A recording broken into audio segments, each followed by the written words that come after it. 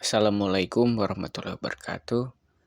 Eh, Perkenalkan saya Misi Ardani, peserta PKG PJOK Provinsi Lampung Angkatan 2 dari UPTD SDDN 8 Teluk Pandan. Di sini judul program saya, bukti karya saya, lomba lari estafet SEM co-kurikuler. Kemudian latar belakang di sini saya mengambil dari filosofi KHD. Pendidikan adalah tuntunan di dalam hidup tumbuh kembangnya anak-anak yang bertujuan untuk menuntun segala kekuatan kodrat yang ada pada anak agar mereka mencapai keselamatan dan kebahagiaan yang setinggi-tingginya. Peserta didik adalah anggota masyarakat yang berusaha mengembangkan potensi diri melalui proses pembelajaran pada jalur pendidikan, baik pendidikan formal maupun non-formal. Itu saya mengambil dari Kampuspedia. Kemudian pendekatan melalui identifikasi aset yang dimiliki sekolah. Itu kekuatan. Dan kekurangan berdasarkan identifikasi asesmen awal pada nilai raport. Kemudian tujuan program ada 3. 1. Melatih mengembangkan keterampilan pada pembelajaran PJOK, khususnya pada cabang olahraga atletik lari. 2. Mengembangkan nilai profil pelajar Pancasila, mandiri, gotong royong, dan kebinekaan pada murid dan guru, juga melalui KBS, komunitas belajar sekolah. Yang ketiga, menumbuhkan dan mengembangkan kesehatan fisik dan mental peserta didik dan memotivasi olahraga secara teratur. Kemudian, capaian dan langkah-langkah. Yang pertama, 4 capaian. Sehat tubuhku, membiasakan murid aktivitas olahraga lari dengan teratur. Kemudian bugar ragaku, membiasakan peregangan dan latihan lari dengan minimal 2 kali dalam seminggu. Sehat lingkunganku, kerjasama dalam tim dan saling menghargai kelebihan dan kekurangan yang dimiliki. Anak bertalenta, mengembangkan dan mengarahkan murid sesuai dengan bakat yang dimiliki. Kemudian 2, kepemimpinan suara, melaksanakan diskusi untuk menyuarakan gagasan dan ide yang dimiliki murid. Kemudian ada pilihan. Pilihan ini memberikan kebebasan untuk memilih peran yang ingin mereka mainkan dalam tim, baik sebagai pemain, pelatih, manajer, atau peran lainnya. Sedangkan kepemilikan, murid menyusun jadwal pelaksanaan. Dan 3, waktu pelaksanaan selama 3 bulan. Rencana saya dari bulan Januari sampai dengan Maret pelaksanaannya.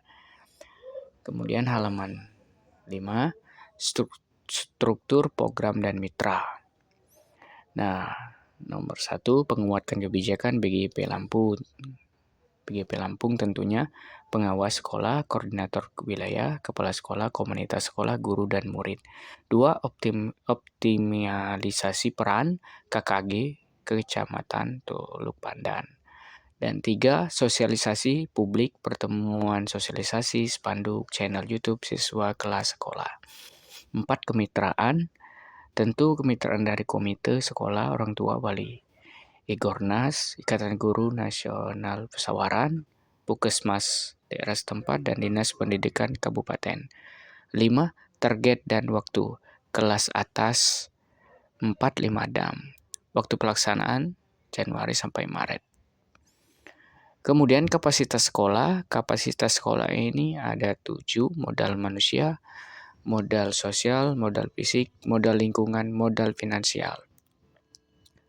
Modal manusia memiliki 8 guru yang berdedikasi tinggi, terdiri dari 6 guru kelas dan 2 guru mapel, dan murid yang antusias berolahraga. Kemudian modal sosial, pembiasaan gotong royong, kebersihan, setiap hari Jumat, senam bersama, dan KBS yang membantu pelaksanaan. 3. Modal fisik berupa lapangan sekolah, luas, fasilitas olahraga, dan lahan kosong sebagai sumber belajar. 4. Memiliki lahan kosong, sekolah bisa memanfaatkan untuk kegiatan. Dan 5. Modal finansial tentunya ada anggaran dana BOS yang menyesuaikan dengan kemampuan. Dan 6. Modal politik, di sini memiliki kerjasama dengan Puskesmas, komite, dan polsek dan sekitarnya yang mendukung program. Dan 7. Modal budaya, memiliki kebiasaan kegiatan memperingati hari besar agama Islam seperti Maulid Nabi misalnya. Itu keterkaitan. Selanjutnya halaman 7. Di sini ada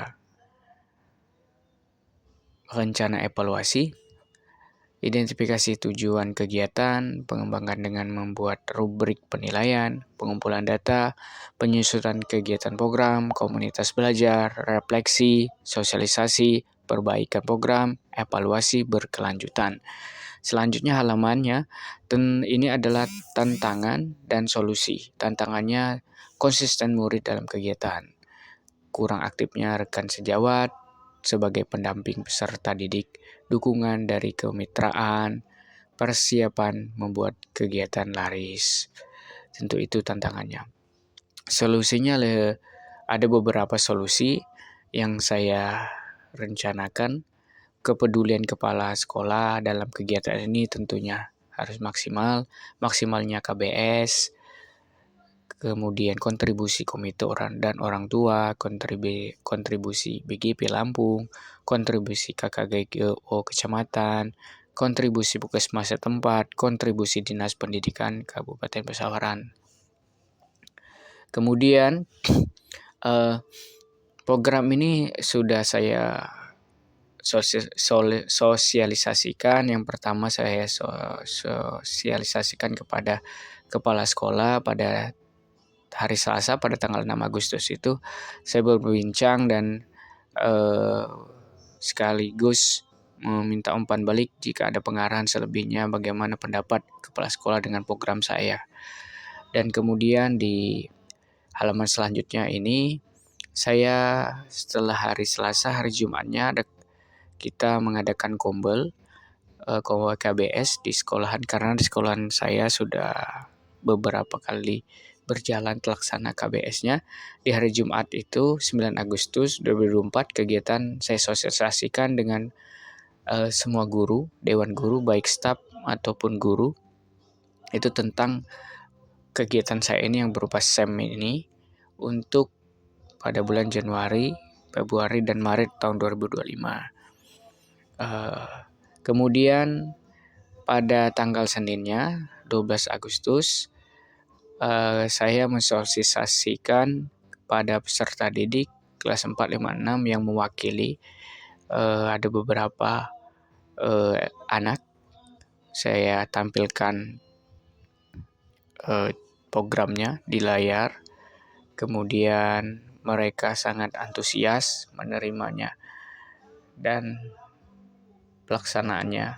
Kemudian halaman ini adalah sebagai tanda bukti umpan balik dari kepala sekolah. Kemudian di sampingnya itu ada lembar pernyataan untuk penayangan video dalam program ini, dalam menyampaikan di publikasi di YouTube di PMM. Alhamdulillah sudah diizinkan. Mungkin itu.